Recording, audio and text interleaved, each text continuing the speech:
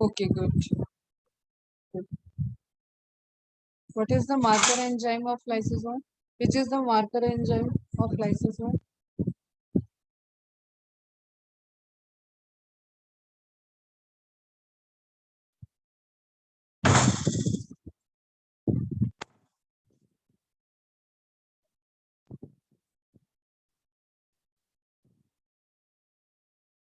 Acid phosphatase, correct.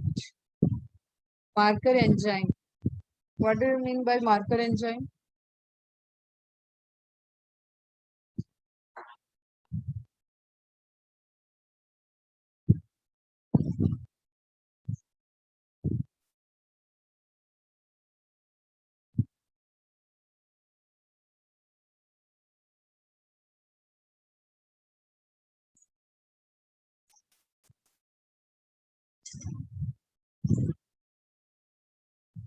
Acid phosphatase correct है, but what it means to have a marker enzyme?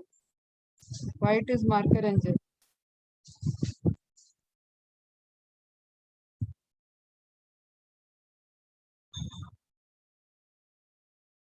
Which stain used to react with the acid phosphatase?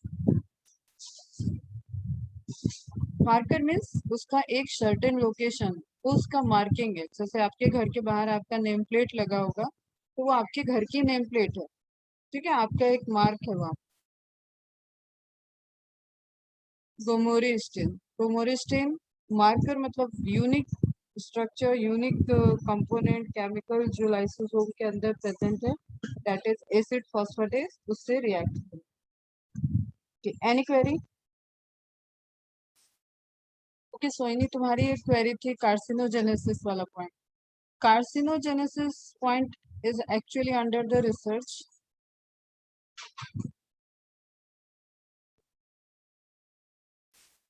ठीक है, इस इसके लिए hypothesis ये है कि लाइसोसोम्स जो हैं वो सेल डिवीजन को समहाउ ट्रिगर कर रहे हैं, ऐसा माना जा रहा है। एंड जो जैसे कार्सिनोमा होता है ना, तो it is uncontrolled cell division, फिर वो ट्यूमर और कैंसर को कॉज करने वाले टिश्यूज को, स्ट्रक्चर को ही कार्सिनोमा कहते हैं। तो जस्ट सपोज कि ये अनकंट्रोल्ड सेल डिवीजन हो रहा है, मतलब अब वहां पे कंट्रोल चला गया है। कंट्रोल किसके पास होता है? डीएनए के पास। ओके, और कुछ चेक पॉइंट्स होते हैं, जैसे आप देख रहे हो ना कि आपकी सिटी में बहुत सारी सिक्योरिटी है, पुलिस है, ट्रैफिक पुलिस है, तो हर लेवल पे कुछ कंट्रोल है।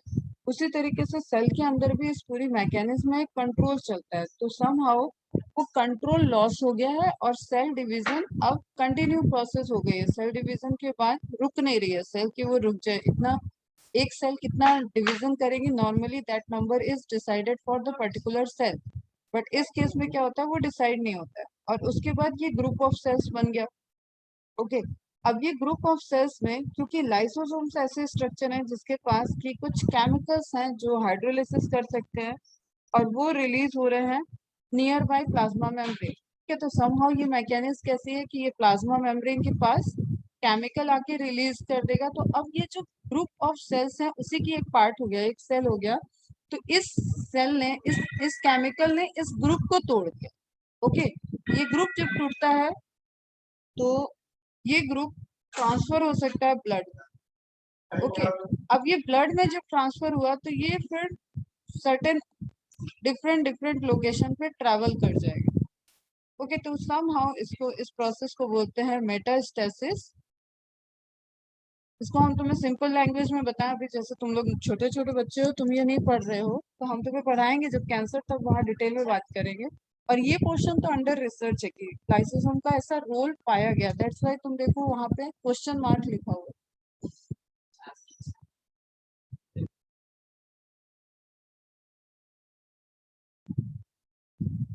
ठीक है, trigger for cell division question mark, play a role in carcinogenesis, this is the under research. जो हायर रिसर्च ऑन्कोलॉजिस्ट होते हैं, ऑन्कोलॉजी रिसर्च में है, वो लोग इस एरिया पे रिसर्च कर रहे हैं। एंड इसका ही रिवर्स है ऑटोफेजी वाला जो फिनोमिना है ना।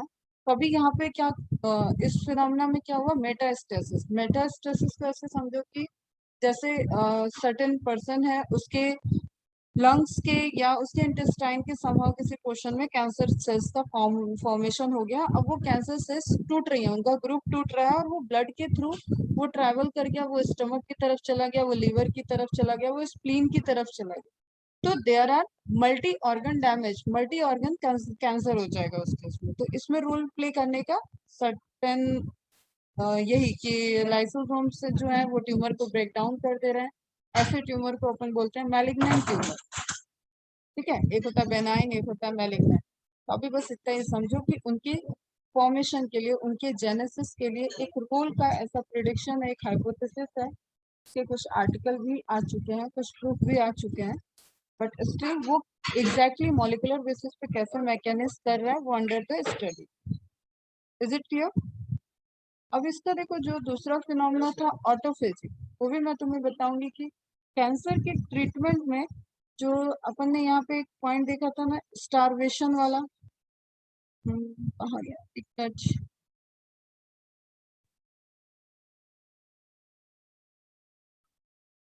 ठीक है, generally at the time of starvation ऑटोफेज।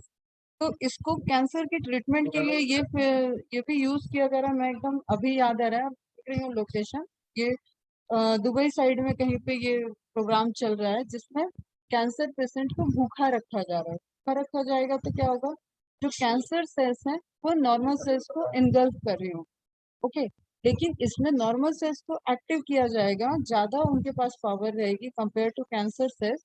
और वो उनका लाइसोसोम जैसे ऑटोफेजी कर रहा है उसी तरीके से कैंसर सेल का लाइसोसोम ऑटोफेजी करने लगेगा और वो कैंसर सेल्स के सेल ऑर्गेनल को इनगल्फ कर जाएगा।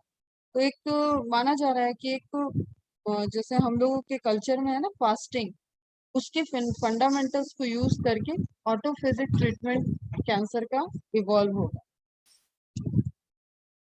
Is it clear?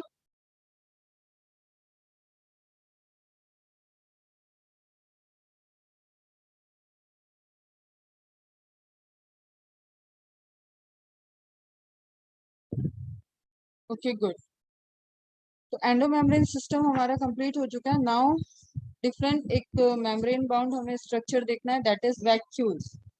वैक्यूल्स के लिए मैंने तुम्हें बेसिक्स क्लास में भी बताया था कि वैक्यूल्स को लेके सर्टेन आपको कंफ्यूजन मिलेगा, कॉन्ट्राडिक्टरी स्टेटमेंट दिखेंगे, लेकिन जब भी एक सेंट्रल वैक्यूल की बात हो तो समझ लेना वो प्लांट सेल की वैक्यूल की बात है। सेंट्रल वैक्यूल अगर स्पेसिफाई कर दिया, वो सिर्फ और सिर्फ कहाँ प्रेजेंट होगी, प्लांट सेल में, एनिमल सेल में नहीं होगी। ओके, और ये लार्ज होगी। तो एक कंपैरेटिव आपको वैक्यूल का ध्यान में रखना है जो क्वेश्चंस आते हैं। और vacuole is important with respect to transportation in plants. तो फिजियोलॉजी का जो ट्रांसपोर्टेशन इन प्लांट चैप्टर है उसमें किस तरीके से अंदर तक फूड ट्रेवल करके जाएगा, स्टोर होगा एंड उससे बाहर निकलेगा। तो एक जो इंटरेक्शन बनेगा ना extra cellular and intra cellular, उसमें आपका वैक्यूल बहुत इंपॉर्टेंट रोल प्ले करता है। First of all it is membrane bound structure. Okay, the vacuole is the membrane bound space found in the cytoplasm. Location कहाँ होगा, cytoplasm में, nucleus में नहीं। It contains water, water is everywhere inside the cell. Sap, sap means water plus, water plus ions minerals, जो भी transport होके storage की तरह सेल के अंदर ट्रेवल करके गए हैं, यूज नहीं हुए हैं अभी लेकिन स्टोर हाउस है। जैसे आपका किचन है ना, तो आपके किचन में छोटे छोटे बॉक्स में चीनी वगैरह रखी होगी और फिर आपकी मम्मी से पूछना वो कहीं पे बड़ा अमाउंट में भी चीनी वगैरह वहां पे रखा होगा। तो एक जगह क्या होता है, स्टोर हाउस। एक ऐसा हो जाता है कि वो यूज हो रहा है, रेगुलर यूज में हो रहा है। तो सैप वाला केस क्या है, ये स्टोर की तरह है और वहां से, क्योंकि ये मेम्ब्रेन बाउंड है, ये मेम्ब्रेन बिहेव कर, अब ये चीज नोट डाउन कर लो, ये मेम्ब्रेन बिहेव करेगी लिविंग की तरह। Okay, means it is capable for the selection. ये सिलेक्शंस कर सकती है कि इसके अंदर क्या आएगा, इसके बाहर क्या जाएगा। तो उस स्ट्रक्चर को जो वाटर के साथ आयंस और मिनरल्स, उसमें हार्मोन्स भी हो सकते हैं, क्लियर, प्लांट हार्मोन्स हो सकते हैं, यहाँ पे डिफरेंट डिफरेंट कंपोनेंट हो सकते हैं, केमिकल्स लिख लो तुम ब्रॉडर वे में। क्लियर, उन सभी को वैक्यूल अपने अंदर स्टोर कर ले। अगेन सेल सेप आ रहा है, मतलब सेंट्रल वैक्यूल की बात हो रही है, और यहाँ सिर्फ हेडिंग वैक्यूल दिया हुआ है। तो एनसीईआरटी की यहाँ थोड़ी सी मिस्टेक है बेटा, it should be central vacuole. जो कंटेंट है ये सेंट्रल वैक्यूल का। Is it clear? तो आप इसको रिमार्क में लिख लो, यहाँ पे स्टार पॉइंट लगा के लिख लो, it is related to central vacuole which is present in plant cell. Okay, all all vacuole don't have tonoplast. सारे वैक्यूल के मेम्ब्रेन को टोनोप्लास्ट नहीं कहते हैं, सेंट्रल वैक्यूल की मेम्ब्रेन को टोनोप्लास्ट कहते हैं। ये भी पॉइंट याद रखना, नहीं तो यहाँ के क्वेश्चंस गलत हो जाएंगे बेटा, एनसीईआरटी बेस्ड आप करो। Water sap again waste product भी स्टोर रहेगा, और फिर वो अगेन ट्रांसपोर्टेशन ग्रेडियंट के अकॉर्डिंग वो ट्रैवल कर जाएगा और सेल से बाहर हो जाएगा। And other materials not useful for the cell, pigment वगैरह जो नहीं यूज्ड है, सेल डेथ की तरफ जा रही है, तो भी उसको सेंट्रल वैक्यूल में डाल दिया जाएगा ताकि साइटोप्लाज्म में टॉक्सिसिटी क्रिएट ना हो। ओके, साइटोप्लाज्म को सेल मरते मरते भी कोशिश करेगी कि हेल्दी रखे, तो साइटोप्लाज्म को हार्म ना हो, तो सारा टॉक्सिक सब्सटेंस कहाँ चला जाएगा, या तो सेल के बाहर या तो central vacuole. The vacuole is bound by a single membrane, this is MCQ. ठीक है, देखो मैंने 3 स्टार लगाया है, आप भी लगाओ, वहां पे मार्किंग करो एनसीईआरटी में। बट कंडीशन यही याद रखना, इट इज सेंट्रल वैक्यूल। सारे वैक्यूल के मेम्ब्रेन को टोनोप्लास्ट नहीं कहते हैं, स्टोरेज वैक्यूल भी होता है। ओके, अभी तुम्हें सिक्रीशन का मैंने बताया था, जब गोल्जी एपरेटस में सिक्रीशन का पार्ट, तो मैंने बोला था कि हार्मोन फॉर्म करने वाली सेल है, तो वो हार्मोन फॉर्मेशन के बाद वो रिलीज होगा, प्लाज्मा मेम्ब्रेन से बाहर आएगा। तो गोल्जी ने भी उसको कहा एक वैक्यूल में पैक किया, एक वेसाइकल में पैक किया, this is also a vacuole. ठीक है, तो there are number of vacuoles by a single membrane called tonoplast. Same structure, membrane कहीं पे भी है तो वो बाइलिपिड लेयर ही होगी बेटा।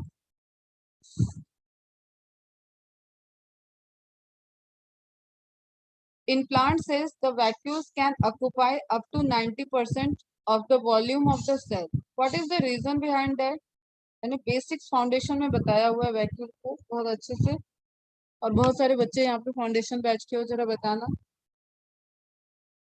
प्लांट और मैच्योर प्लांट सेल होगा, ये मेरिस्टेमेटिक प्लांट सेल नहीं होगी। तो मैच्योर प्लांट सेल ने अपना 90% पार्ट अपने सेल का, जैसे जस्ट सपोज तुम अपने घर के 90% पार्ट को सिर्फ स्टोरेज नहीं कर सकते हो ना, 10% में सिर्फ रहोगे क्या? लेकिन प्लांट ऐसा क्यों कर रहा है? प्लांट सिर्फ 10% में प्रोसेस करता है, 90% में स्टोर किया हुआ है। Bye.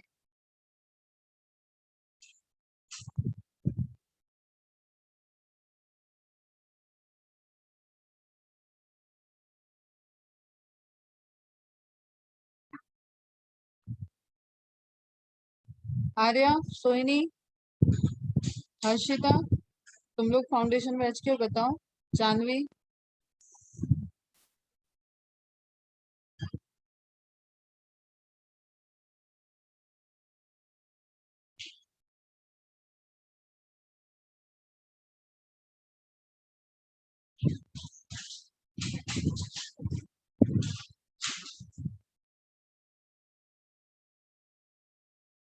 Yes, storage. Storage for what?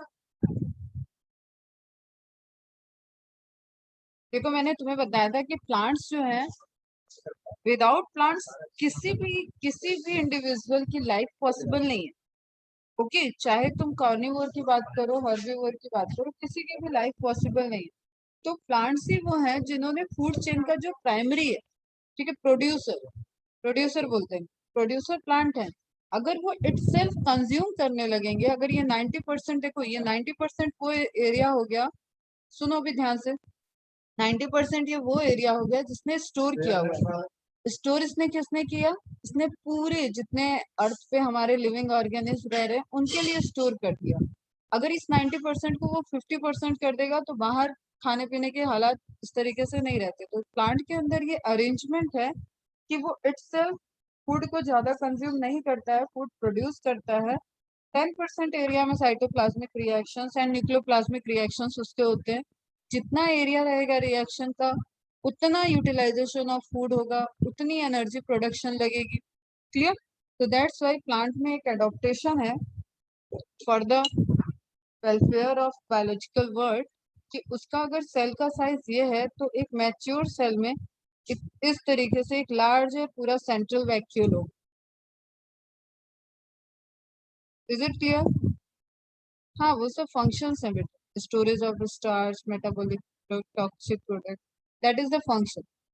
But why this adaptation? इसके पीछे इवोल्यूशन की कहानी यही है कि प्लांट इटसेल्फ ज्यादा कंज्यूम ना करे, जितना साइटोप्लाज्मिक एरेना रहेगा उतना एनर्जी उसको चाहिए होगा, उतने एंजाइमेटिक रिएक्शंस उसके पास चले। In plants the tonoplast facilitates the transport of a number of ions, अब ये मार्क करो, number of ions and other material against concentration gradient into the vacuole. What is the against concentration gradient?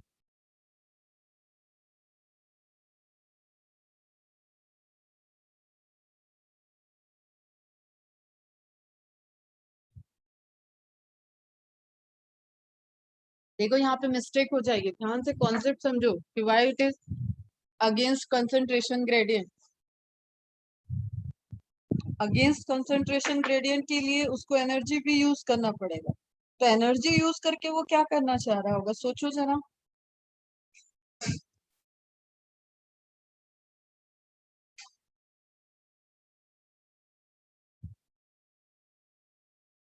चलो सुनो ध्यान से, मैंने क्या बताया, सेंट्रल वैक्यूल स्टोरेज हाउस, और स्टोर इतना है कि वो दूसरे के लिए स्टोर कर रहा है, वो अर्थ में बाकी हर्बीवोर कार्निवोर का सर्वाइवल चल सके, फूड चेन चल रही है, इसलिए उसने ये स्टोर किया है। तो इट मीन्स कि वहां पे ऑलवेज हायर कंसंट्रेशन होगा, बोलो हाँ या ना, हायर कंसंट्रेशन होगा।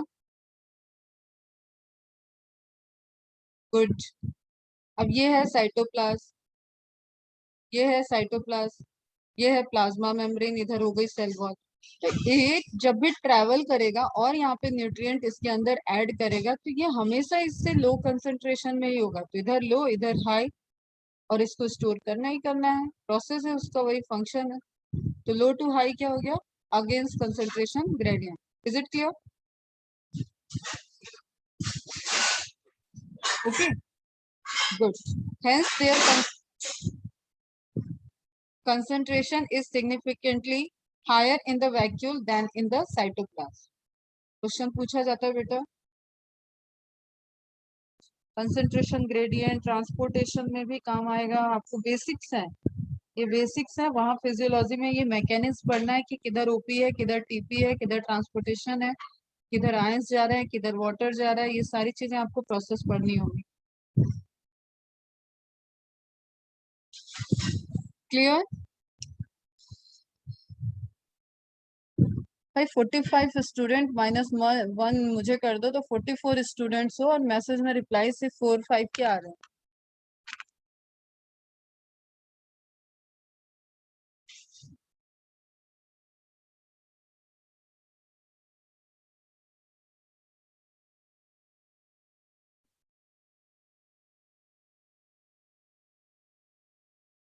Okay good. कि जिस तरीके से मैंने बोला, क्योंकि हेडिंग थी वैक्यूल, बट पूरी कहानी यहाँ तक हो गई आपकी किसकी बेटा, सेंट्रल वैक्यूल की। गुड। चलो अटेंटिव होके सुनो, सिर्फ सी या वाई लिखना है, इतना लंबा लंबा मैसेज नहीं लिखना है, सी वाई लिखो, आगे बढ़ो। नाउ यहाँ से मार्क करना, ये कॉन्ट्रेक्टाइल वैक्यूल की बात हो रही होगी, छोटे क्लासेस में पढ़ा होगा आपने कॉन्ट्रेक्टाइल वैक्यूल, कोई बता पाएगा क्या है कॉन्ट्रेक्टाइल वैक्यूल?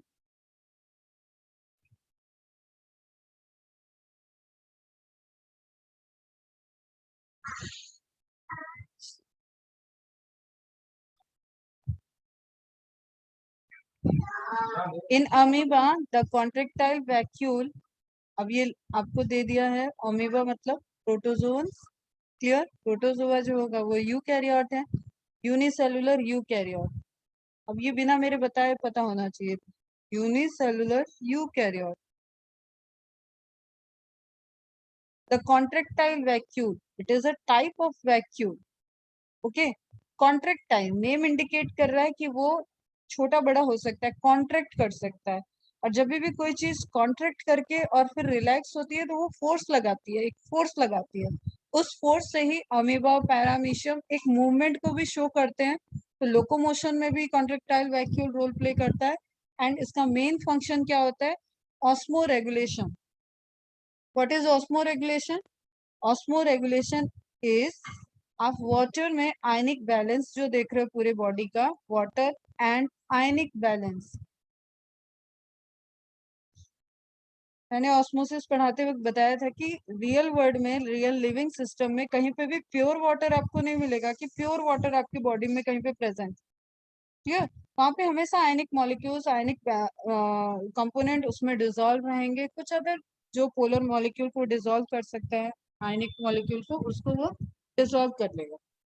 ओके. उसमें एक तरीके से, जिस तरीके से तुम जूस बनाते हो, रस बनाते हो, उस तरीके से वहां पे एक मिक्सचर है, कहीं प्योर नहीं.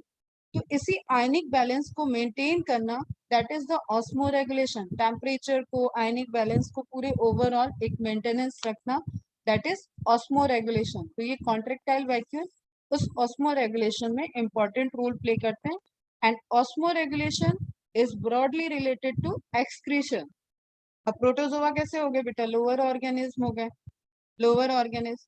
अगर हम लोग के बॉडी में बात करें तो एक्सक्रीशन, ऑस्मो रेगुलेशन में कौन मेन रोल प्ले कर रहा है? किडनी. सबने सुन रखा होगा किडनी का नाम. Is it clear? इसकी अभी एक एनिमेशन देखते हैं. In many cells as in protist, वही प्रोटोजोआ, प्रोटिस्टा. प्रोटिस्टा क्या होंगे? Unicellular eukaryote. Again food vacuoles. Again अब क्या है? जो स्टोरेज ऑफ फूड करे, ये क्या कर रहा है? मेंटेनेंस कर रहा है, बैलेंस कर रहा है, आयनिक बैलेंस को मेंटेन कर रहा है. ये स्टोरेज करके बैठ जाएगा. क्लियर? सेंट्रल वैक्यूल पूरा लिविंग ट्रांसपोर्टेशन कर रहा है सेल से साइटोप्लाज्म के बीच में. यस बेटा. ऑस्मोटिक प्रेशर करेक्ट है. Control osmotic pressure. Control osmotic pressure is related to what? Solute present in water. That is the same. Okay. Food vacuoles are found by engulfing the food particle. Simple. आप देखो, amoeba का ही case आपको याद हो तो इस तरीके से सूडोपोडिया बना के इनगल्फ कर लेगा. ओके. तो दैट इज, इसके बाद दूसरा स्टेज आएगा. एक ही इमेज में हम बना दे रहे हैं, एक ही इमेज में बना दिया मैंने. फर्स्ट स्टेज ये रहेगा, सेकंड स्टेज ये रहेगा. तो ये क्या फॉर्मेशन हुआ? Food vacuole. क्या रहेगा उसके अंदर? Food particle.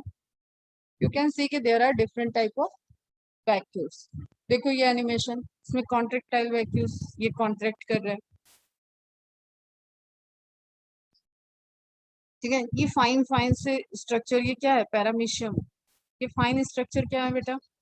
बता दो तो. तुम्हारा तो बड़ा फेवरेट इमेज होगा पैरामीशियम अमीबा का. दैट इज,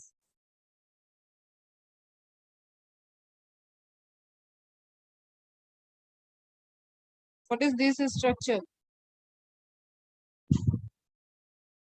क्या बेटा, थोड़ा थोड़ा इंटरेक्टिव होके पढ़ा करो यार. तो क्या स्ट्रक्चर है ये?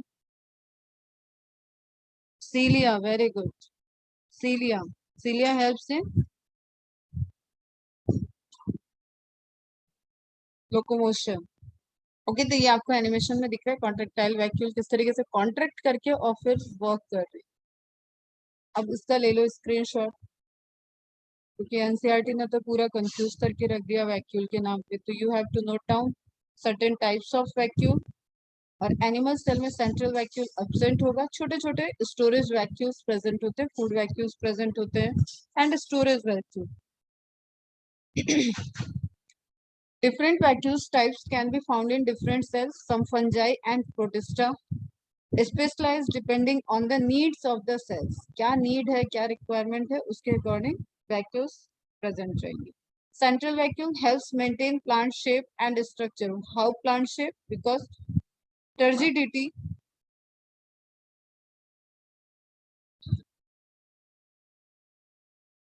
is due to cell sap. Due to cell sap. ठीक है, आपने दिन भर पानी नहीं डाला पौधों को, धूप बहुत तेज थी, तो आपको विल्टिंग दिखेगी, पौधे ऐसे ऐसे ऐसे ऐसे ऐसे ऐसे आपके फ्लावर पॉट के पौधे झुक जाएंगे। क्लियर? फिर आपने उसकी वाटरिंग कर दी, तो थोड़ी देर बाद, अब 15-20 मिनट बाद देखोगे एकदम बढ़िया वो टाइट टाइट सा, उसकी लीव्स, उसके ब्रांचेस आपको टाइट दिखेगी। That is turgid plant. Okay, तो इसमें सब जगह वाटर का जो आप बेस देखोगे ना कि कमी कहाँ हुई थी, वो जाके सेंट्रल वैक्यूल के वाटर वाटर को भी कम कर दिया था। तो जब एंटर करेगा वाटर और फुल्ली टर्जिड होगा, तो सेंट्रल वैक्यूल फिल हो जाएगी। Okay, that's why it is related to cell shape. और सेंट्रल वैक्यूल फिल हुई, सिंपल सा फंडा है, सेंट्रल वैक्यूल फिल हुई, ये फोर्स लगाएगा साइटोप्लाज्म पे, साइटोप्लाज्म फिल हुआ, साइटोप्लाज्म फोर्स लगाएगा प्लाज्मा मेम्ब्रेन पे, प्लाज्मा मेम्ब्रेन फोर्स लगाएगा सेल वॉल पे, और सेल वॉल ही तो रिजिड स्ट्रक्चर है आपके इस प्लांट सेल का। अब ये कंप्लीट फोर्स लग गया तो शेल शेप में आ गया। अब इसी शेप को अगर आप पानी की कमी वाला बनाओ, तो अंदर प्लाज्मा मेम्ब्रेन, ये वाली जो लेयर मैंने बनाई प्लाज्मा मेम्ब्रेन, ये पूरी श्रिंक कर जाएगी। ओके, और सेल वॉल क्योंकि रिजिड है, तो वो एज इट इज रहेगा। Is it clear? Bye storing water, food vacuole, storage for molecules, that is a food source for the cell. Protozoans के केस में contractile vacuole found in some protists can pump water and used to maintain water balance, osmotic balance in many microorganisms, unicellular. Others, storage or split toxic materials from the cytoplasm. ये कुछ functions आप note down कर लोगे। Along with that कि animals also have animal cell,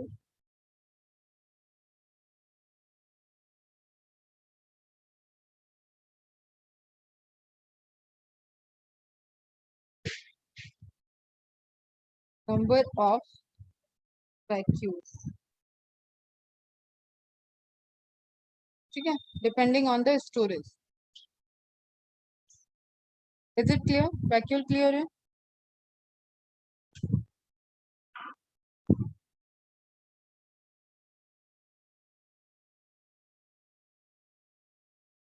okay, good.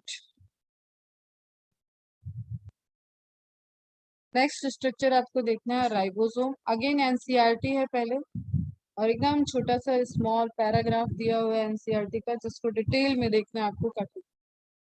Is it clear? चलो, ribosomes already पढ़ चुके हो। वो पहले ऑर्गेनेल, पहले सेल ऑर्गेनेल जो हर जगह प्रेजेंट होना जरूरी है। छोटी कोई कोई, कैसे मैंने कहानी स्टार्ट की थी ना कि एक हॉस्टल का कमरा है जिसमें स्ट्रक्चर्ड वे में कुछ कंपार्टमेंट नहीं है, एक ही रूम के अंदर आपको सारा अरेंजमेंट करके रहना है। और एक है आपके घरों के कमरे हैं जहाँ पे कंपार्टमेंट है, आपका स्टडी रूम अलग है, आपका किचन अलग है, आपका ड्राइंग रूम अलग है। क्लियर?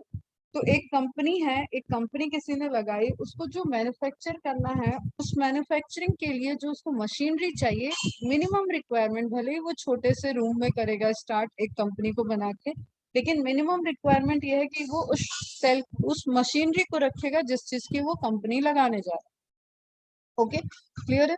तो उस पर्टिकुलर मशीनरी को वो रखेगा, फिर धीरे धीरे जब उसके टर्नओवर आने लगेंगे, उसको प्रॉफिट आने लगेगा, तो वो अपना केबिन बना लिया, कंपार्टमेंट बना दिया, manufacturing room, dispensing room, packaging room, हर रूम उसने अलग अलग कर दिया। तो वो जो इनिशियल कंपनी हुई, जो छोटे बजट में स्टार्ट हुई थी, लेकिन मिनिमम रिक्वायरमेंट उसके पास था कि उसके पास भी एक जो मैन्युफैक्चरिंग यूनिट के लिए जो मशीन चाहिए, वो मशीन उसने ले ली थी। क्लियर? और बड़ी कंपनी वो टर्नओवर से बनी, तो उसने अपना केबिन और सब कुछ बना लिया। वो जो छोटी कंपनी थी वो क्या हो गई? Prokaryotic cell. तो बड़ी कंपनी हो गई, वो क्या हो गई? Eukaryotic cell. Are you getting my point? तो हम एक सेल ऑर्गेनल की, if you talk about a cell organelle which present in both prokaryotic and eukaryotic, then that organelle is ribosome. Okay, and it is non membranous structure, इसके पास कोई membrane नहीं होती है, it is simply ribonucleoprotein. बहुत सारे fact हम लिखवाएंगे ribosome के बारे में, पहले हम लोग स्टार्ट कर लेते हैं फटाफट। राइबोसोम फ्रॉम द एनसीईआरटी, मतलब इसके अंदर आरएनए है, राइबोन्यूक्लिक एसिड है और प्रोटीन है, इनका कलेक्शन। जैसे जस्ट सपोज तुमने दो दो कंटेंट से एक मॉलिक्यूल बना रहे हो और तुम हटाते जा रहे हो, प्रोजेक्ट बना रहे हो हटाते जा रहे हो, कोई मेम्ब्रेन देने की नीड नहीं है, कोई इसको ट्रांसपोर्टेशन नहीं करना। तो these are non membranous structure. सबसे न्यूमरस अमाउंट में सेल के अंदर अगर कोई कोई स्ट्रक्चर प्रेजेंट है, कोई ऑर्गेनल प्रेजेंट है, दैट इज राइबोसोम। चलो अब पढ़ते हैं। Ribosomes are the granular structure. Granular क्या हो गया? अब सेल है बेटा, साइटोप्लाज्म में इस तरीके से राइबोसोम प्रेजेंट है, ईआर है इस तरीके से राइबोसोम प्रेजेंट है। ये क्या हो गया? ग्रेन हो गया, छोटे छोटे ग्रेन टाइप के स्ट्रक्चर, तो इनको क्या बोला गया? Granular structure. पैलाडे ने इसने डिस्कवर किया था, तो इसको बोलते हैं पैलाडे ग्रैन्यूल्स। पैलाडे ग्रैन्यूल्स नोट डाउन कर लेना। Structure first observed under the electron microscope as dense particle by George Palade in 1953.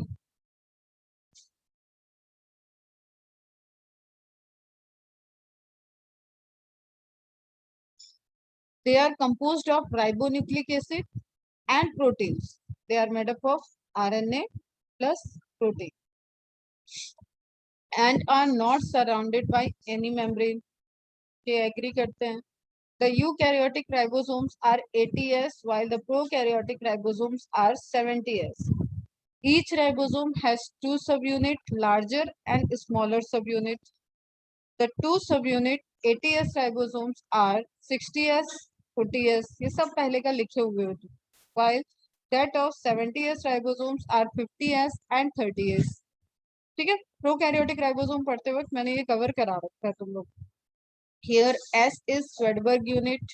Here stands for the sedimentation coefficient.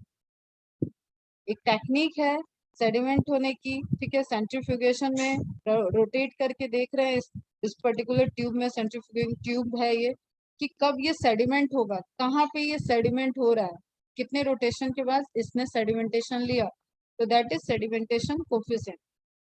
It is indirectly a measure of density and size. ये question है बेटा सब NCERT, mark करो।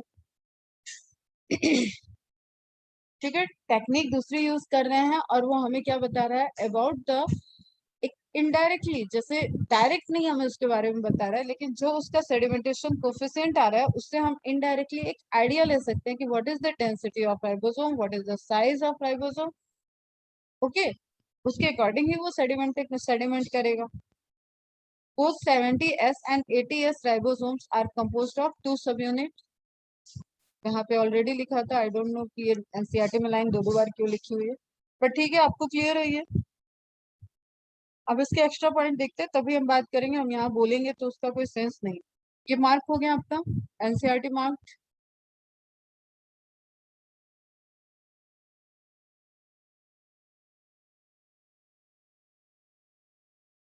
सबकी NCERT mark हो गई।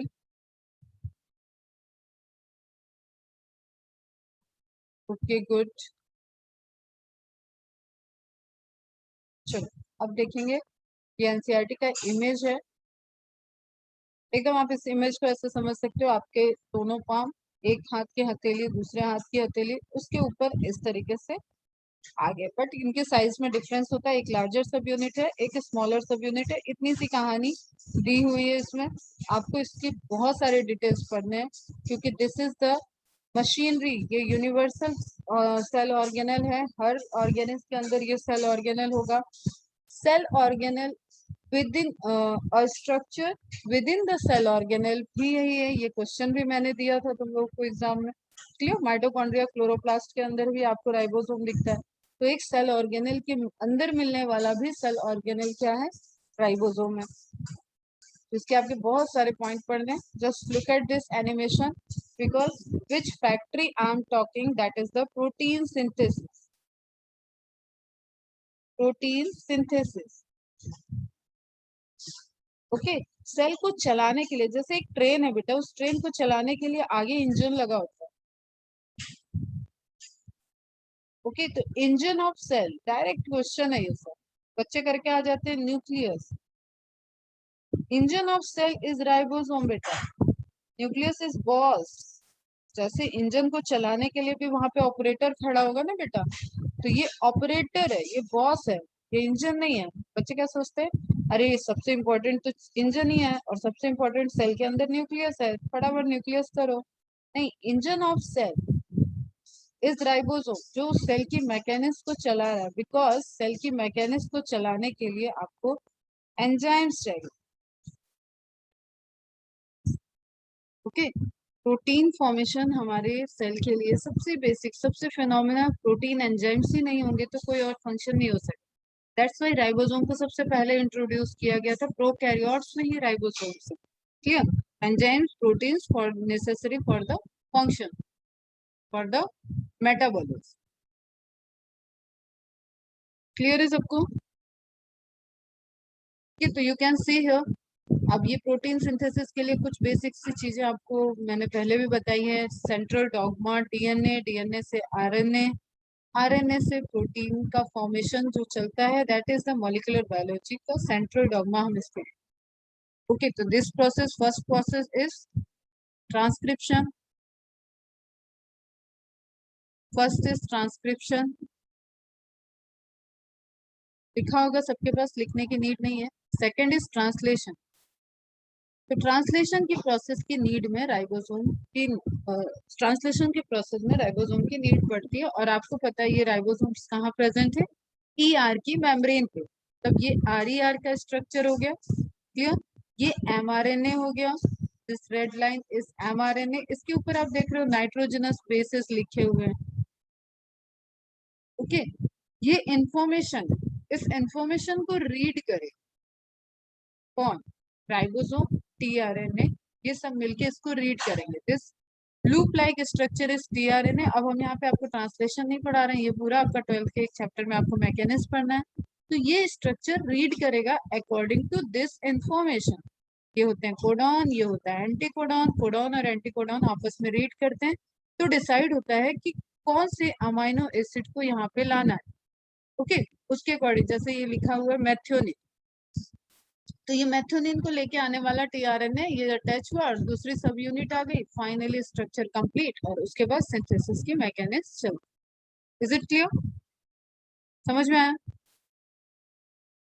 ये आपको दिख रहा है फिर से एक एनिमेशन, आप देखो फटाफट मॉलिक्यूल्स आ रहे हैं फटाफट, जो भी अब इसको बीच में इसके बहुत सारे एसेसरी मॉलिक्यूल्स और भी चाहिए, एनर्जी के लिए चाहिए, वो सब आप, एंजाइम चाहिए, क्या रिएक्शन हो रहा है, अमाइनो एसिड कैसे जुड़ेगा, वो सारी है, पूरी पेप्टाइड बॉन्ड का फॉर्मेशन कैसे हुआ है, वो एक डिफरेंट पूरा सिनेरियो है। अभी यहाँ पे आप क्या देख रहे हो, यहाँ पे आप ये देखो, ये रेड ब्लू वाली लाइन जो है, ये ब्लू वाली लाइन, ये ब्लू लाइन जो यहाँ पे दिख रही है, और यहाँ पे दिख रहा है आपको प्रोटीन चेन। तो एक तरफ से एमआरएनए एंटर कर रहा है, एमआरएनए को रीड किया जा रहा है और प्रोटीन को फॉर्म किया जा रहा है। दिस इज योर बेसिक्स, जो भी आपको पता हो। नाउ एक्स्ट्रा पॉइंट्स देखते हैं फटाफट, और सबके स्क्रीनशॉट लेने हैं, सबको नोट्स में ये लिखने हैं। द राइबोसोम्स,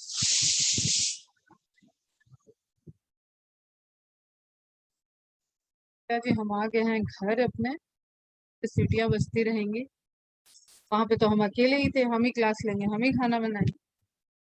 यार तो क्लास के बीच में कभी आपको सीटी नहीं सुनाई दी, उसका रीजन वही था। चलो अब start. The ribosomes were first observed by Claude, scientist हैं, as a part of microsome। First time microscope से इन्होंने देखा और इसको बहुत छोटी बॉडी इन्होंने समझ के बोला कि यहाँ पे कुछ बॉडीज हैं, that is microsome, granular structure है। Robinson and Brown observe ribosome in bean root. Clear, observe किया इन्होंने, इन्होंने भी फर्स्ट टाइम ऑब्जर्व किया। But the credit of discovery of ribosomes goes to Palade, and Palade का discovery year name ये NCERT में mention है। That's why he was very very important scientist from the NCERT point of view. Palade produced term ribosomes, ribosomes also known as palate granule, बताया मैंने। Ribosomes in nucleoplast were reported by Shaw and Sato। न्यूक्लियोप्लास्ट क्या हुआ बेटा? Nucleus के अंदर का liquid fluid, ठीक है, सेल के अंदर का साइटोप्लाज्म, सेल के मेम्ब्रेन, प्लाज्मा मेम्ब्रेन और न्यूक्लियर मेम्ब्रेन के बीच में cytoplasm, inside the nuclear membrane nucleoplasm. तो न्यूक्लियोप्लाज्म में रिपोर्ट किया साओ एंड साटो ने, वाई, क्योंकि इसकी जो सिंथेसिस हो रही है ना, न्यूक्लियोलस से, nucleolus is the ribosome fact. Ribosome, एक चीज लिख लेना, अभी हम पढ़ाएंगे भी ये, ribosome is the factory for protein synthesis. अब समझना बेटा मेरी बात, आपको एक फैक्ट्री आपने लगाई और उसकी मशीन आपने खरीदी, ठीक है, तो there is somehow somewhere there is a factory which form that machine also. Okay, तो न्यूक्लियोलस समझ रहे हो ना, समझ रहे हो बच्चा? न्यूक्लियोलस इनसाइड द सेल क्या है ये राइबोसोम को सिंथेसाइज करने की फैक्ट्री है।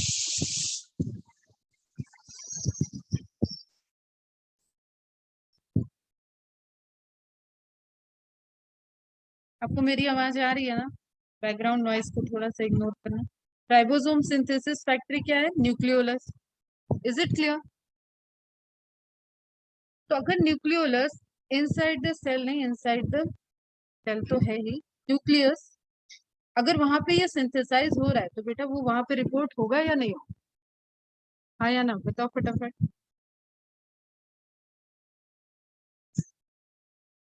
जैसे जस्ट सपोज आपके आपके घर में माइक्रोवेव ओवन आया, माइक्रोवेव ओवन से आप केक बना रहे हो, क्लियर, हर कोई जिसके घर में है वो वहां पे केक को बना रहा है, लेकिन there is factory, microwave oven क्या होगी, केक को फॉर्म करने की फैक्ट्री होगी आपके घर में। लेकिन एक फैक्ट्री ऐसी भी होगी जहाँ पे माइक्रोवेव बन रहा होगा, जैसे जस्ट सपोज एलजी का माइक्रोवेव लाए, तो हायर का माइक्रोवेव, तो वो उनकी भी फैक्ट्रियां हैं, तो उस फैक्ट्री के अंदर माइक्रोवेव रिपोर्टेड होगा ना, ऑब्वियसली होगा। तो सेम वे में न्यूक्लियोप्लास्ट के अंदर राइबोसोम्स रिपोर्टेड है, लेकिन वो वहां पे फंक्शंस नहीं करेगा, ये ध्यान रखना। Protein synthesis takes place at ER. Is it clear?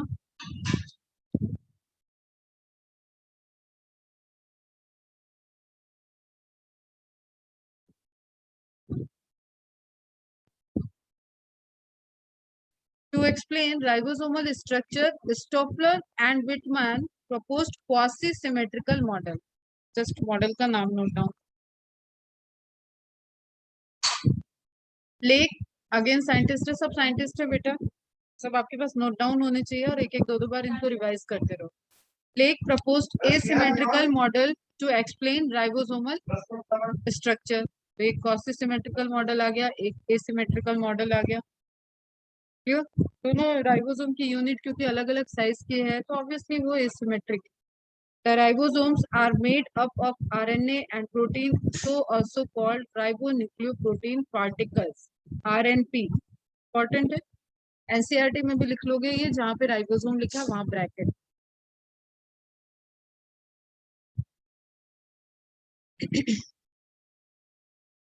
The RNA present in ribosome is known as rRNA, where small r is ribosomal। RNA के भी टाइप्स होते हैं बेटा, mRNA, tRNA and rRNA। M for messenger, जो message लेके आ रहा है, जो डीएनए की सेक्रेटरी बताया मैंने, बहुत से के secretary, and T for transfer. और ये तीनों की यूनिट एक ऐसा फंक्शन जिसमें तीनों वर्क करते हैं, that is protein synthesis translation. देखो मुझे यहाँ थोड़ा सा अपना बाउंड्री बना के रखना पड़ रहा है, अदरवाइज क्लास खत्म नहीं होगी और कंटेंट डिलीवर नहीं होगा। आप समझना इन चीजों को, क्योंकि ये कई चैप्टर की link. The RNA present in ribosome is known as rRNA. It is synthesized in the nucleolus of nucleus। यही हो जाएगी फिर factory. Ribosomes are the smallest cell organelle of the cells. पूछा जाता है और एकदम आपको ध्यान में रखना, no micro bodies are there, इन सबको आंसर में नहीं लाना है आपको। सबसे स्मॉलेस्ट सेल ऑर्गेनल एंड सबसे numerous cell organelle, that is ribosome. Size क्या है? 170 एंगस्ट्रॉन से 230 angstrom in diameter. Only visible with the help of electron microscope. छोटे हैं, न्यूमरस है, मिलियंस में प्रेजेंट है। माइक्रोस्कोप से आपको एक डॉट डॉट डॉट डॉट पूरा फैला हुआ स्ट्रक्चर दिखेगा, that is ribosome. Discovered after the discovery of electron microscope. अब ये इसका रीजन है, ठीक है, only visible with the help of electron microscope, इसीलिए तो डिस्कवरी हुई होगी after the discovery of electron microscope.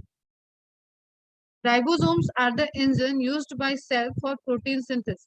देखो आ गया टर्म, ओके, इंजन याद रखना, राइबोसोम है। These are universal component of cell, बता दिया मैंने। They provide a scaffold, important point है, एक प्लेटफॉर्म। अभी आपने एनिमेशन में देखा ना बेटा, पूरा एक प्लेटफॉर्म दे रहा है वो, जहाँ पे प्रोटीन सिंथेसिस चल सके। एक प्लेटफॉर्म हो गया आर के ऊपर, ये एक प्लेटफॉर्म हो गया कि भाई तुम एमआरएनए को भी हम रीड कर रहे हैं, तुम टीआरएनए भी आके बाइंड करो, तुम राइबोसोम की दूसरी यूनिट भी आओ, तुम एसएस3 एटीपी जीटीपी मॉलिक्यूल्स भी आ जाओ, अमाइनो एसिड भी आ जाओ, सब लोग आ जाओ, इस प्लेटफॉर्म पे ही हम प्रोटीन को बनाएंगे। तो that is important point. They provide a scaffold, elevated platform for the ordered interaction of all the molecules involved in the protein synthesis. Star mark करना, जब हम प्रोटीन सिंथेसिस पढ़ाएंगे तो सारे मॉलिक्यूल्स के बारे में आपको पता चलेगा। What is the range of that all the molecules. In prokaryotes the ribosomes are free in cytoplasm, why? Because E R absent. अब ये मेरा वाई बोलते ही तुमको आना चाहिए, बट अपन टाइम बहुत जाता है ऐसे, तो इग्नोर करते हैं। ई आर एब्सेंट, दैट से जब ई आर नहीं है तो वो कहाँ रहेगा, फ्री साइटोप्लाज्म में रहेगा। Eukaryotic ribosomes are either free in cytoplasm or attached, cytosol cytoplasm एक ही है, और attached to the membrane of the ER and it becomes RER। तो यूकैरियोटिक के केस में देखो, न्यूक्लियस के अंदर भी हो सकता है, साइटोप्लाज्म में भी हो सकता है, एंड ER पे प्रेजेंट हो सकता है, फिर दो ऑर्गेनल हैं उनके अंदर भी हो सकता है, ER पे भी हो सकता है, फिर आपको और कहाँ याद रखना है, माइटोकॉन्ड्रियल एंड क्लोरोप्लास्ट में भी हो सकता है। सब पढ़ाया हुआ है बेटा, इसलिए फास्ट बोल रही हूँ, किसी को प्रॉब्लम हो तो रोक सकता है। इन sales engaged in producing proteins for export like pancreatic cells, juices, pancreatic juices secretion वहाँ पे उसको कलेक्टिवली बोलते हैं पैंक्रियाटिक जूस। पैंक्रियाटिक एंजाइम्स वगैरह को फॉर्म करने में नीड होगा प्रोटीन्स का, हार्मोन्स के फॉर्म होने में, क्योंकि इंसुलिन, ग्लूकागॉन, ये सब क्या है, peptidyl hormone, peptidyl in nature है, मतलब प्रोटीनेसियस, तो उसके फॉर्मेशन में भी राइबोसोम्स लगेंगे। तो जहाँ काम ज्यादा वहाँ फैक्ट्री में मशीन ज्यादा। मशीन आपने, फैक्ट्री आपने बड़ी कर ली तो आपको मशीन भी बढ़ानी पड़ेगी ताकि प्रोडक्शन मेंटेन रहे। ओके, तो are 90% ribosomes are attach to ER membrane, क्योंकि वो प्लेटफॉर्म देना है ना बेटा, वो घूमते रहेंगे साइटोप्लाज्म में, तो कैसे सिंथेसिस होगी। Is it clear? In E coli, what is E coli? Escherichia coli, that is a bacteria. It is a bacteria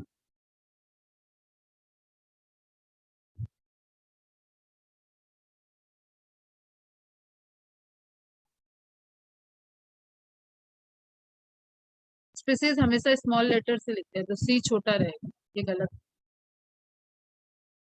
rule होते हैं कुछ जीनस और स्पीसीज को लिखने का। This should be like this, E coli,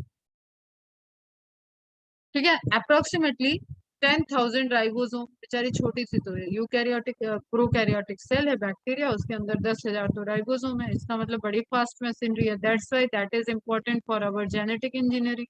human ने इसको भी नहीं छोड़ा, इसकी खासियत देखी और इसको अपन यूज कर लेते हैं, इससे इंसुलिन बनवा लेते हैं, इससे काम करवा लेते हैं।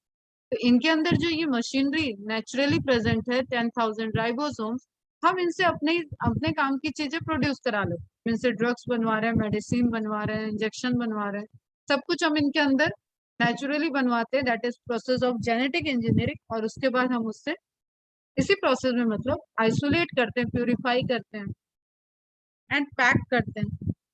तो आपने सुना होगा इंसुलिन इंजेक्शन डायबिटीज में लिया जाता है, तो एक मेथड जस्ट ओवरव्यू दे दिया मैंने आपको। इन मैमेलियन सेल्स अप्रोक्सीमेटली, अब अपनी बात कर ले बेटा, हम लोगों के अंदर है ट्रिलियंस ऑफ सेल, और एक सेल के अंदर है 10 मिलियन राइबोसोम। तो सेल कोई छोटी चीज नहीं। अगर मैडम 35 दिन का 40 दिन का टाइम ले रही है इसको पढ़ाने में, तो आप इसकी इंपॉर्टेंस समझो, ये बहुत इंपॉर्टेंट चीज है। 10 मिलियन राइबोसोम्स पर cell. Eukaryotic ribosomes are around twice in size as compared to prokaryotic ribosomes. The ribosome is spheroidal particle, spherical होंगे approximately somehow, and is composed of larger and smaller subunit, and both units are unequal in size. इसको बार बार आपको repeatedly लिखना नहीं है, एक sequence में एक बार लिखिए. ओके, अब ये इलेक्ट्रॉन माइक्रोस्कोपिक इमेज है, जैसे ब्लैक एंड व्हाइट है समझ लेना रियल इमेज है. ईआर दिख रहा है, ईआर के सरफेस पे एंडोप्लाज्मिक रेटिकुलम दिख रहा है, और ये फ्री ईआर के सरफेस पे राइबोसोम दिख रहा है, एंड यहाँ पे आपको फ्री राइबोसोम साइटोप्लाज्म. ठीक है, तो larger sub unit, smaller sub unit. अब ये सारे सिस्टम तो आपको याद ही है पूरा. ये क्या है बताओ, ये एनिमल सेल है या प्लांट सेल है? आइडेंटिफाई करो, इज इट एनिमल सेल और plant cell, and why? Reason भी बताओ कि क्यों तुमने बोला कि ये एनिमल सेल है या plant cell.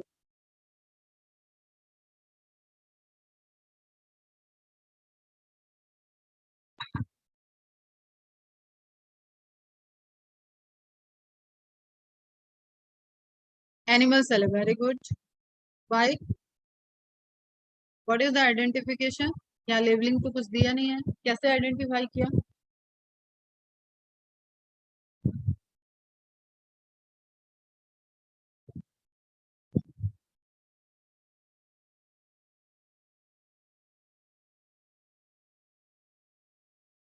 Yes, microvilli, clear, and nucleus. चलो, depending upon sedimentation coefficient, the ribosomes are of three types: 80s, 70s, 55s. कहाँ पढ़ाया है ये बताओ, कहाँ एमसीक्यू सॉल्व किया था?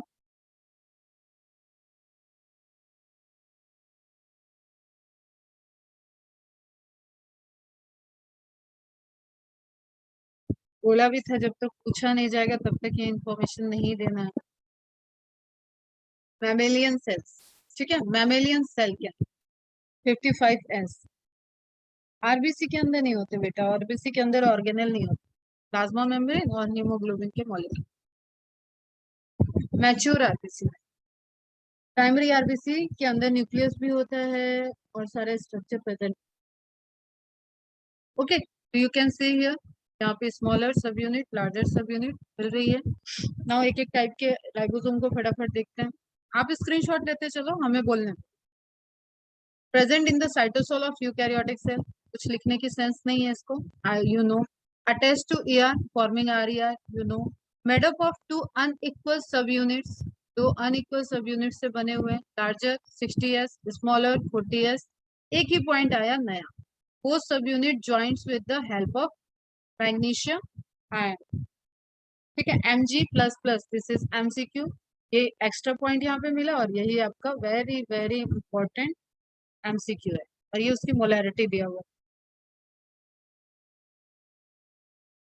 Larger sub unit, three types of RNA. अब लार्जर सब यूनिट के अंदर अभी मैंने बताया कि राइबोसोम के अंदर है आरआरएनए. अब डेप्थ में जा रहे हैं बेटा, इस आरआरएनए के टाइप्स देखना है. क्लियर? तो लार्जर सब यूनिट मतलब 60s वाले में थ्री टाइप्स के आरआरएनए हैं. Clear? And 40 types of protein. Information है, नोट डाउन करो. राइबोसोमल आरएनए, अब वो तीन टाइप के आरएनए क्या है? 5.8s. अब सबके देखो टाइप्स ऑफ सेडिमेंटेशन कोफिशिएंट के अकॉर्डिंग हम उनको डिवाइड करें, 5s and 28s. Is it clear? पहले हमने क्या देखा? Larger sub unit. Larger sub unit क्या है? 60s. 60s सब यूनिट के अंदर क्या है? RRNA plus protein. Clear? RRNA कितने हैं? थ्री टाइप के. प्रोटीन कितने हैं? 40 टाइप के. चलो कहानी खत्म, आगे चलते हैं. आरआरएनए के तीन टाइप को देखते हैं, प्रोटीन के 40 तो नहीं देखने बैठेंगे यहाँ पे. 5.8s, 5s and 28s. Is it clear? किसमें है ये? 80s के, अब इसके ऊपर भी चले जाओ, 80s के 60s यूनिट. एक सीक्वेंस से पढ़ो, कुछ डिटेल होती है, मुश्किल नहीं होता, नामुमकिन नहीं है. ये तो पढ़ने वाले खोजने वाले खोज के चले गए, हमें तो सिर्फ पढ़ना है, पढ़ डालेंगे, क्या दिक्कत है? स्मॉलर सब यूनिट, अब छोटी वाली भी तो बची है बेटा, 40s. उसको भी थोड़ी सी ज्ञान ले लेते हैं उसका। Smaller sub unit single rRNA, बहुत अच्छा है, एक ही आरआरएनए प्रेजेंट है, 18s। तो 40s सब यूनिट के अंदर कितना है, 18s and 30 type of protein. तो 80 यहाँ लिखा होगा 18s and smaller sub unit have 30 type of protein. आप इसको लाइन बाय लाइन भी लिख सकते हो, इसको एक अभी फ्लो चार्ट देंगे, उस फ्लो चार्ट में आप इंफॉर्मेशन एड ऑन करके भी लिख सकते हो। मॉलिक्यूलर वेट, किसी का मॉलिक्यूलर वेट होता है बेटा कि उसका साइज, उसका वेट क्या है। 80s राइबोसोम का मॉलिक्यूलर वेट क्या है, 4 to 5 मिलियन डाल्टन। ठीक है, मॉलिक्यूलर वेट को डाल्टन में मेजर करते हैं। अभी केमिस्ट्री में अगर आपको पढ़ा दिया गया होगा तो आप समझ चुके होंगे इस चीज को, अदरवाइज आएगा ये। इन 80s राइबोसोम आरएनए और प्रोटीन का रेशियो क्या है, 1:1। जितना आरएनए उतना प्रोटीन। जैसे इंग्रेडिएंट अपन रेसिपी देखते हैं ना, कैसे बनाना है, तो एक एक के रेशियो में ले लो, कोई चीज 1:1 इक्वल। 200 ग्राम ये लिया तो 200 ग्राम दूसरा भी, उसी तरीके से आरएनए और प्रोटीन का रेशियो क्या है, 1:1। diameter 32 nanometer। when concentration of magnesium ion becomes 10-fold, मतलब rise 10 times, 2 ATS ribosome join to form a dimer। ये बहुत बाउंसर वाला क्वेश्चन है, बहुत इंपॉर्टेंट नहीं है, लेकिन इंफॉर्मेशन अगर कभी पूछ लेता है what is the dimer of ribosome, तो यू शुड नो। अब 80 को जोड़ के अपन चले जाते हैं 160। पहले तो आपको ये इंफॉर्मेशन ही नहीं पता होगी अगर आप इतना डिटेल में नहीं प्रिपेयर करके जाओ, ठीक है। और फिर आपको डायमर में आप पकड़ोगे तो आप क्या देखोगे कि 160s वहां पे ऑप्शन में दिया हुआ है, और 80 और 80 को दो 80 को हम जोड़ दे तो आ जाएगा 160। आंसर करके आ जाओगे, वो गलत हो जाएगा। 80s, दो 80s राइबोसोम मिलेंगे और ये मैच नहीं है, यहाँ पे बनेगा 120s ribosome, which is again sedimentation coefficient के अकॉर्डिंग। जरूरी नहीं है कि दो 80s राइबोसोम जो ज्वाइंट है आपस में वो उतने ही सेडिमेंटेशन कोफिशिएंट पे जाए जितना सिंगल मॉलिक्यूलर हो रहा था। तो इसका आता है sedimentation coefficient 120s। Single ribosome is called monosome, inactivated by cycloheximide. ये ड्रग्स में, मेडिसिन में यूज होता है। अगर आपको कहीं पे अन्य, जैसे अभी मैंने एक सिंपल सी बात बताई कि कोई ऐसा हार्मफुल प्रोटीन फॉर्म हो रहा है जिससे डिजीज होने के चांसेस, डिजीज हो रहा है, डिजीज वाला प्रोटीन है। एक हेल्दी प्रोटीन हो गया, डिजीज कॉज करने वाली सेल और प्रोटीन हो गया, बैक्टीरियल प्रोटीन हो रहा है। अगर वो बैक्टीरिया हमारे अंदर है और वो डिजीज कॉज कर रहा है तो वो प्रोटीन बना रहा है मतलब, तो उसकी मैकेनिज्म को हमको डिस्टर्ब करना है। तो हाउ वी कैन, एक ड्रग इवॉल्व की गई, उसको बोले साइक्लोहेक्सामाइड, एंड वो एक्ट करेगा बैक्टीरियल राइबोसोम में। और जैसे एक एग्जांपल बता रही हूँ, ये मैं बता रही हूँ, ठीक है। या हमारी कोई ट्यूमर सेल है, या हमारी कोई अनवांटेड ग्रोथ वाली सेल है, या हमारी इम्यून सिस्टम की डैमेज सेल है, तो हम वहां पे साइक्लोहेक्सामाइड से ट्रीट करेंगे तो उसकी राइबोसोमल एक्टिविटी इनएक्टिवेट हो जाएगी। राइबोसोम इनएक्टिव, फैक्ट्री का मेन मशीन खत्म तो सेल खत्म। तो बस सिंपल कहानी समझते चलो, क्योंकि मेडिकल फील्ड में जाना है बेटा, डॉक्टर ही बनना है, तो ये सब अभी छोटी छोटी बातें हमने अंदर एंटर करो। In eukaryotic cells, 28S, 5.8S, 18S RNA is synthesized in nucleolus, and proteins are synthesized in the cytoplasm and shift to nucleolus for the formation of ribosomal unit। देखो कितना प्यारा मैकेनिज्म, प्रोटीन चाहिए तो वो cytoplasm से आएगा, ribosome चाहिए तो उस न्यूक्लियोलस से आएगा। दैट्स व्हाई वहां पे न्यूक्लियर पोर है बेटा, न्यूक्लियस के स्ट्रक्चर में बैठ एक पूरा ट्रांसपोर्टेशन मैकेनिज्म चल रहा है।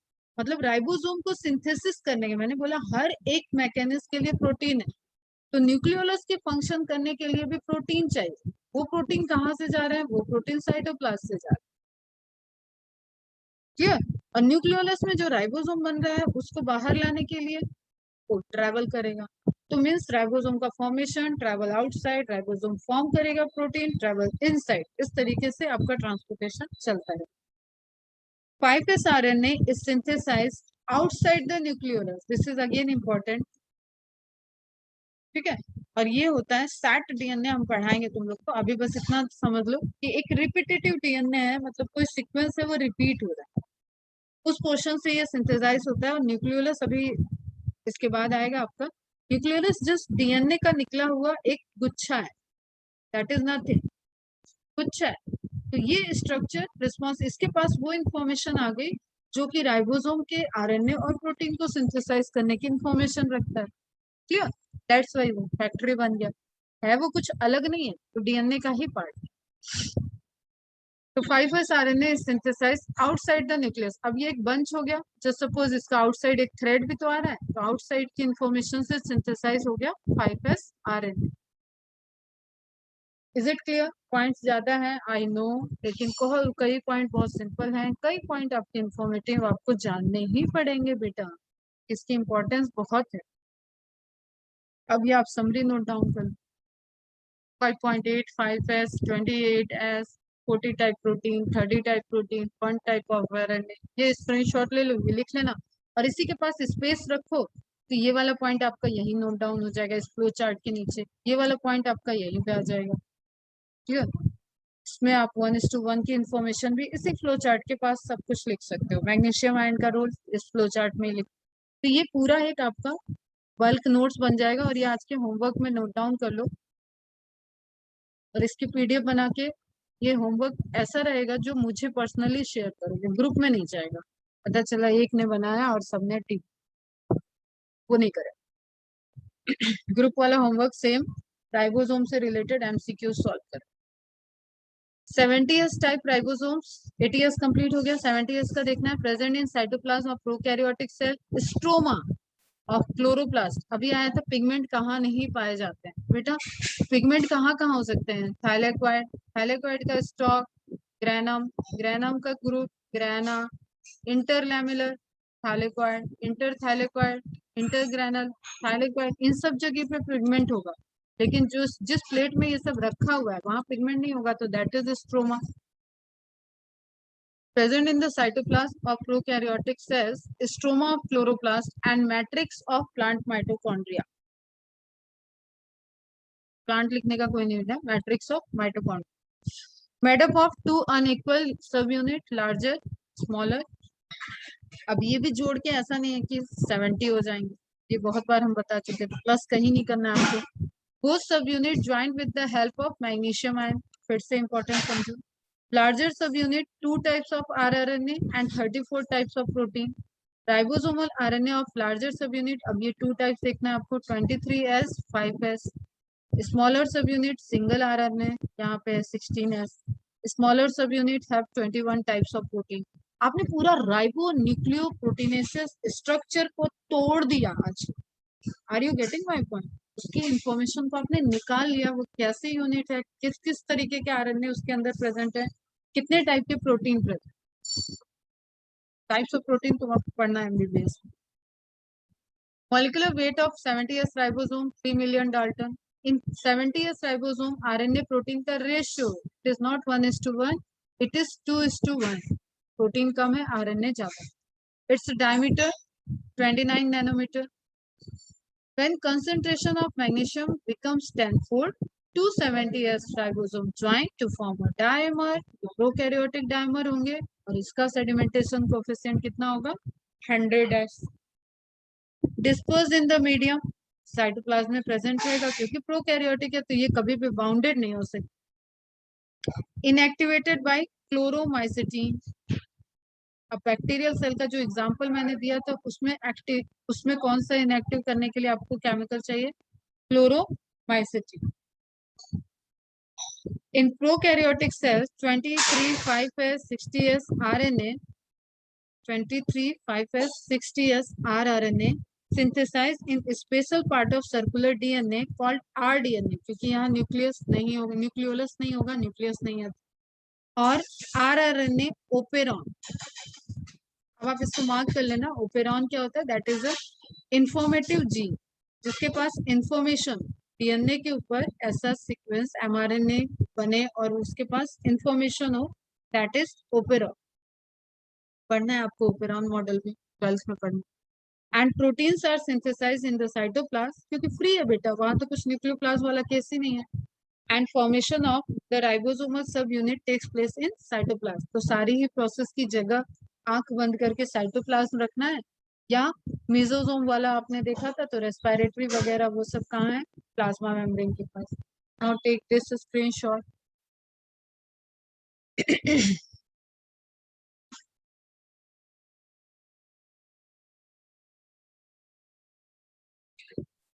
Is it clear?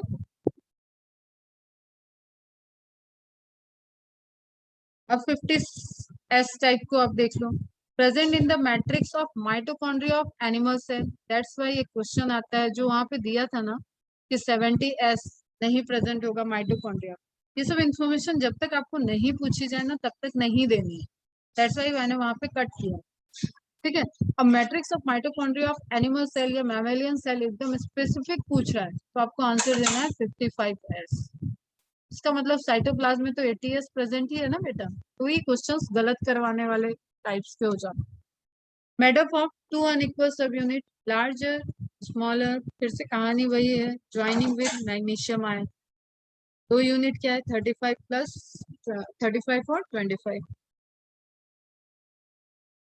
Is it clear? This is the chromatin thread, DNA के थ्रेड है, उसका बॉल बन गया, डेंस स्ट्रक्चर हो गया, दैट इज न्यूक्लियोलस। इसके पास है information to synthesise rRNA and protein. Clear? Protein यहाँ से ट्रांसफर होके आएगा और दोनों को ज्वाइनिंग करके ये यहाँ पे राइबोसोम बनाता रहेगा। देखते क्या दिख रहा है, location of ribosomes determines location of proteins. चलो न्यूक्लियोलस में कल पढ़ाऊंगी, टाइम हो गया। यहाँ से अपन न्यूक्लियोलस तो नहीं, कुछ और पॉइंट है अभी राइबोसोम्स के, वो और देखेंगे। एंड देन अपन माइक्रो बॉडीज पढ़ने के बाद फिर जब न्यूक्लियस में जाएंगे तब वहां न्यूक्लियोलस को थोड़ा सा इलेबोरेट करके। Is it clear? अभी जो पढ़ाया ऑब्वियसली इंफॉर्मेशन ज्यादा थी बट आपको समझ में आई, तो लेक्चर इंपॉर्टेंट है, आप इसको 2 बार देख लेना और एक बार एक्स्ट्रा और देख लेना आज के डेट में, एंड इन्फॉर्मेशन को नोट डाउन करना। लास्ट स्क्रीन 50s वाली, 55s वाली, ओके आप स्क्रीनशॉट ले लो, फटाफट जाओ टेस्ट करो, दूसरे लेक्चर के लिए प्रिपेयर करो। सारे क्वेश्चंस आज नहीं सॉल्व करना राइबोसोम से रिलेटेड, जितना आपसे हो जाए उतना आप कर लें। चलो बाय बेटा, bye, good day, thank you बच्चा, बाय।